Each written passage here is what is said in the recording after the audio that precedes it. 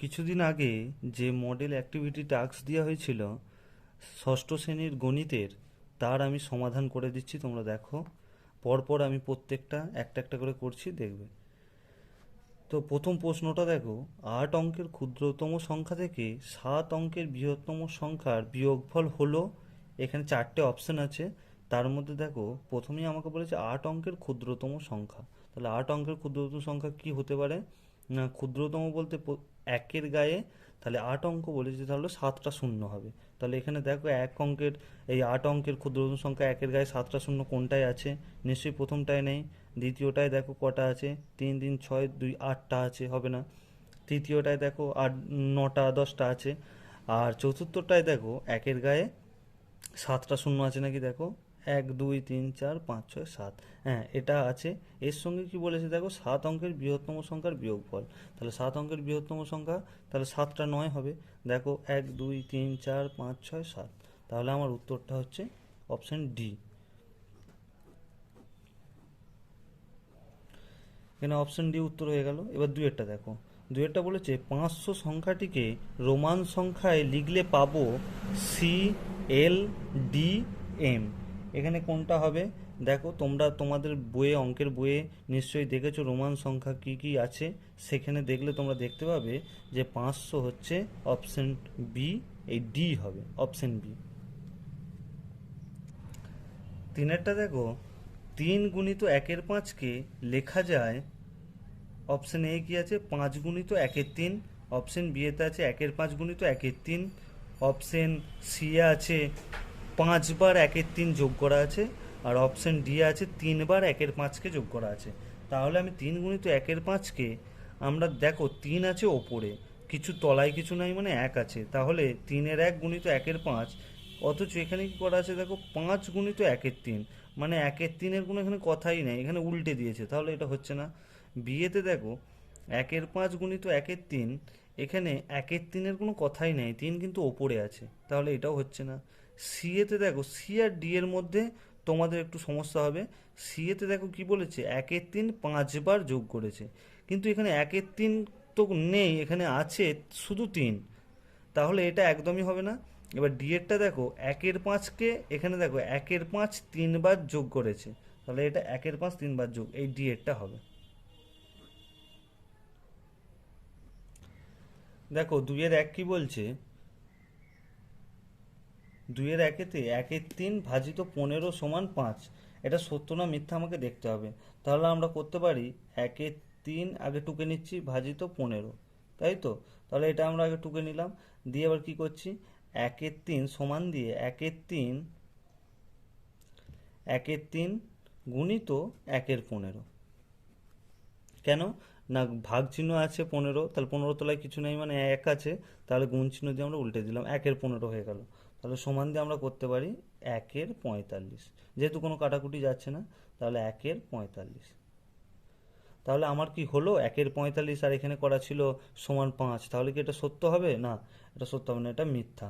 তাহলে এখানে করতে পার, অতএব দিয়ে লিখবে বিবৃতিটি মিথ্যা। এবার এবার পরের প্রশ্ন দেখো, 50 টাকার 1/5 থেকে 10 টাকা নিলে কোনো টাকাই পড়ে থাকবে না। এটা সত্য না মিথ্যা আমাকে করতে হবে, আগে কষে দেখতে হবে। তাহলে 50 টাকার 1/5 সমান আমি কত দেখি, তাহলে 50 টাকার 1/5 সমান 50 টাকার 1/5 আগে টুকে নিলাম, যে সমান দিয়ে আমি করছি 50 গুণিত 1/5, তাহলে 5 1 5, 5 10 50, তাহলে সমান 10 টাকা। তাহলে 10 টাকা, সেখান থেকে আবার কি বলেছে, না 10 টাকা নিলে, আবার এই 10 টাকা থেকেও 10 টাকা নেবে। তাহলে 10 টাকা, 10 বিয়োগ 10 টাকা সমান কিছুই থাকবে না, 10 থেকে 10 বাদ গেলে 0, তাহলে 0 হচ্ছে। অতএব আমরা লিখব কি, অতএব দিয়ে লিখতে হবে আমাদেরকে যে পুরো এখান থেকে 50 টাকার 1/5 থেকে 10 টাকা নিলে কোনো টাকাই পড়ে থাকবে না, বিবৃতিটি। এই অতএব দিয়ে এখানে আমার জায়গা নেই, তাই এখানটা বলে দিচ্ছি, তোমরা এই অতএব দিয়ে কি লিখবে, না একদম প্রশ্নটা প্রথম থেকে 50 টাকার 1/5 অংশ থেকে 10 টাকা নিলে কোনো টাকাই পড়ে থাকবে না, বিবৃতিটি সত্য। এরপর পরের প্রশ্ন দেখো, 3-এরটা। 5501-এর সবচেয়ে কাছে হাজারের গুণিতকে পূর্ণ সংখ্যা হলো 6000। তাহলে আমাকে কি বলছে ভালো করে দেখো, 5501-এর সবচেয়ে কাছে হাজারের গুণিতকে পূর্ণ সংখ্যায় হলো 6000। এটা সত্য না মিথ্যা আমাকে করে দেখতে হবে। তাহলে হাজারের গুণিতক কোনগুলো? না হাজার, হাজারকে 1 দিয়ে গুণ করলে 1000, 2 দিয়ে গুণ করলে 2000, 3 দিয়ে 3000, এরকম করে আমরা গুণ করে যাব, তাহলে সেগুলো গুণিতক পাওয়া যাবে।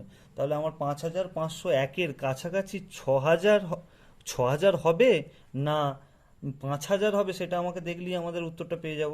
তাহলে আমি প্রথমে দেখি 6000 বিয়োগ 5501 বিয়োগ করলে কত হচ্ছে দেখো, বিয়োগ করলে হবে 994 হচ্ছে। এরপর আমরা দেখি 5501 থেকে 5000 বিয়োগ করে কত হচ্ছে দেখি। তাহলে সব থেকে কাছের গুণিতক কোনটা? সব থেকে কাছের গুণিতক দেখো, এর ডিস্টেন্স কত হচ্ছে 499, আর এর ডিস্টেন্স কত হচ্ছে 501। তাহলে কোনটা কাছে? নিশ্চয়ই 6000টা কাছে। তাহলে আমি লিখতে পারি অতএব দিয়ে যে 6000টি কাছের গুণিতক,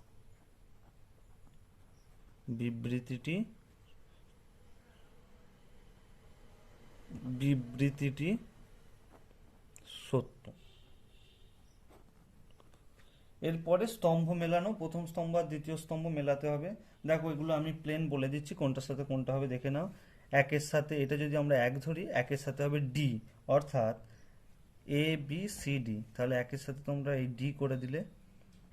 এরপর 2-এর সাথে কোনটা হবে? 2-এর সাথে হবে ই।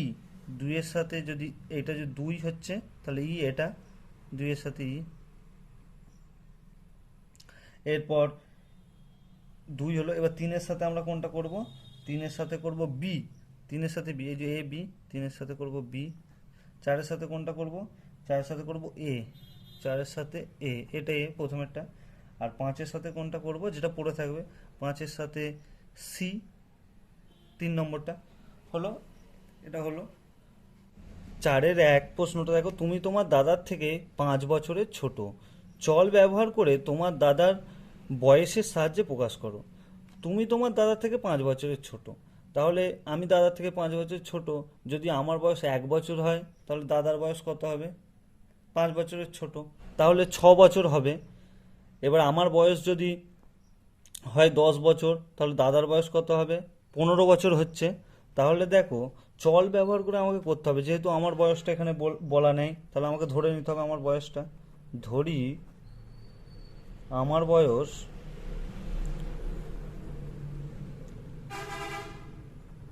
বয়স x বছরই ধরে নিচ্ছি। তা দাদার বয়স কত হবে আমি পেয়ে যাব। অতএব দেবে দাদার বয়স হবে x প্লাস 5 বছর। এবার আমার x বছর, তাহলে এক্সটা হচ্ছে চল, কারণ চল হচ্ছে পরিবর্তনশীল, তাহলে x যা খুশি হতে পারে। আমার যদি 10 হয় দাদার 15 হবে, আমার যদি 15 হয় দাদার 20 হবে, এভাবে হবে। তাহলে আমাকে শুধু এটা চেয়েছে চলের সাহায্যে দাদার বয়স, মানে চলের সাহায্যে এটা প্রকাশ করতে। পরেরটা দেখো, বলছে এই একটা সংখ্যা দিয়ে দিয়েছে, সংখ্যাটিকে স্থানীয় মানে বিস্তার করে লিখতে হবে। সংখ্যাটিকে স্থানীয় মানে বিস্তার করতে হবে। তাহলে স্থানীয় মানের বিস্তার কীভাবে করতে হয় তোমরা শিখেছো, পঞ্চম শ্রেণীতেই শিখেছো, তবু এবার দেখিয়ে দিচ্ছি। 5 2 0 5 2 0 5 একক দশক করে দেখো, একক দশক শতক হাজার অযুত লক্ষ নিযুত। তাহলে 50 লক্ষ থেকে শুরু, আমার অত জানার দরকার নেই। আমি এটা স্থানীয় মানে ভাগ করছি কীভাবে দেখো, স্থানীয় মানে বিস্তার করছি। তাহলে প্রথমে 5 আছে, 5 লিখে এবার কীভাবে করতে হবে না, 5-এর পর কটা সংখ্যা আছে আমাকে দেখতে হবে। 1 2 3 4 5 6, 6টা সংখ্যা আছে, তাহলে 6টা শূন্য দিয়ে দেবো। পর একটা কি আছে, একটা শূন্য আছে, তাহলে একটা শূন্য বসালাম। একটা শূন্যর পর কটা সংখ্যা আছে দেখো, 1 2 3 4 5, তাহলে 5টা শূন্য দিয়ে দেবো। এরপর কি আছে দেখো, মাঝে কিন্তু যোগ চিহ্নগুলো অবশ্যই দিতে হবে। এরপর আর একটা শূন্য আছে, শূন্যর পর কটা সংখ্যা আছে, 1 2 3 4, চারটে শূন্য দিয়ে দেবো। আবার দেখো এরপর কি আছে না 5 আছে, 5-এর পর কটা সংখ্যা আছে, তিনটে, তাহলে তিনটে শূন্য দিয়ে দেবো। আবার কি আছে না শূন্য আছে, শূন্যর পর কটা সংখ্যা না দুটো, দুটো শূন্য হবে, দুটো সংখ্যা আছে। এরপর কি আছে, আবার একটা শূন্য আছে, শূন্যর পর কটা সংখ্যা, একটা, তাহলে একটা শূন্য হলো, +5। তাহলে বোঝাতে পারলাম। তোমাদের এটা শেষ হলো। আর প্রশ্ন নেই।